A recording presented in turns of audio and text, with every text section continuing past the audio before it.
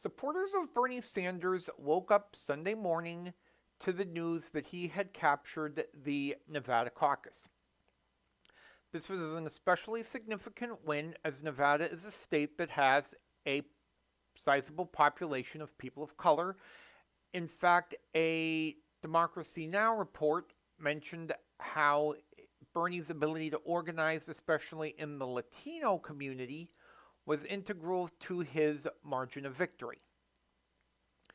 It's looking like going into the South Carolina primaries and Super Tuesday next week that Bernie Sanders is the front runner for the Democratic Party's nomination. This has much of the pundits and the Democratic Party insiders a little bit concerned.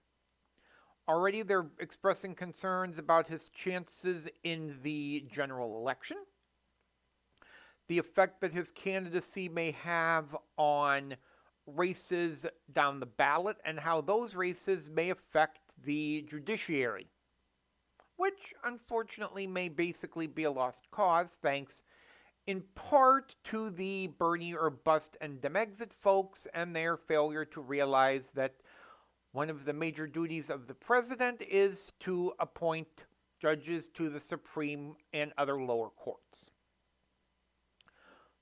But if you listen to what the donor class from the Democrats are saying, it sounds a lot like what was heard 4 years ago from the Republican Party's donor class and their punditry about Donald Trump.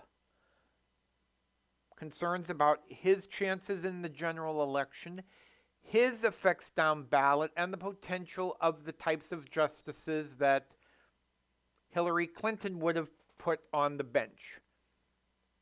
We can go into that later, but what I think has to be remembered is that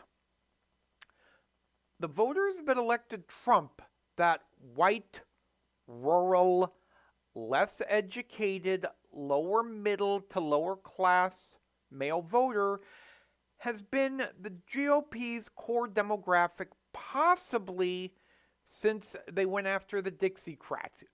You look at the Southern strategy of Nixon, Reagan's welfare queens, the Willie Horton ads, candidates in places like Mississippi and Alabama that have exquisitely used race baiting and other dog whistles to consistently convince rural white voters to vote against their economic interests. On the other hand, Bernie's backers are from what should be the emerging base of the Democratic Party, younger voters that will eventually become older voters. So what's the solution? I think the solution for Bernie and his supporters is the same thing that worked for Trump in 2016. Just keep winning, especially in states like California, but also in states like Pennsylvania and Michigan that are more likely to be swing states. Unfortunately, I could see the DNC and its corporate donors having a few more tricks up their sleeve, but that is for another day.